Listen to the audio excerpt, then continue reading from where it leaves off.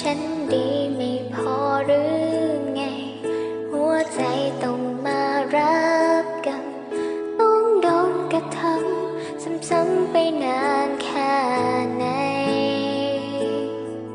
โชคชะตายังมาเล่นกลไม่เคยได้สุขสนใจจะมีวันที่ดีบ้างไหมให้ใจฉันเองฉันคงผิดที่รักเธอต้องเจอกับความช้ำใจรักเธอแค่ไหนสุดท้ายก็ได้แต่รออยู่กับคำที่เธอสัญญาที่มันไม่มีค่าพอไม่มีสิทธิ์ที่จะขอให้เธอเห็นใจถ้าคำว่ารักนั้นไม่มีจริงพูดมาทำไมให้ใจต้องร้องเหมือนไร้จุดหมายถ้าเธอยังรักช่วยทำเหมือนอย่างที่พูดไปอย่าให้ฉันต้องทรมานอย่างนี้เลยสัญญากับคำว่ารอเหมือนโดนสาปมาคู่กันให้คนอย่างฉันต้องรักต้องรอเรื่อยไป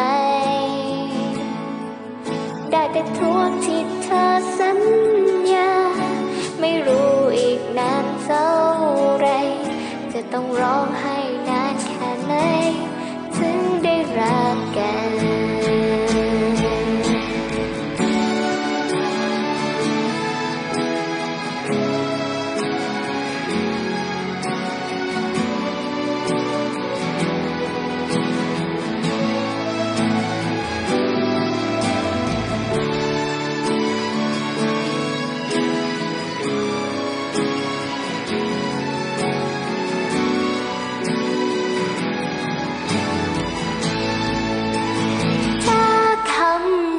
รักนั้นไม่มีจริงพูดมาทำไมให้ใจต้องรอเหมือนไร้จุดหมายถ้าเธอยังรักช่วยทำเหมือนอย่างที่พูดไปอย่าให้ฉันต้องทรมานอีกได้ไหมสัญญากับคำว่ารอเหมือนโดนสาปมาคู่กันให้คนอย่างฉันต้องรักต้องรอเรื่อยไปได้แต่ทวงที่เธอสัญญา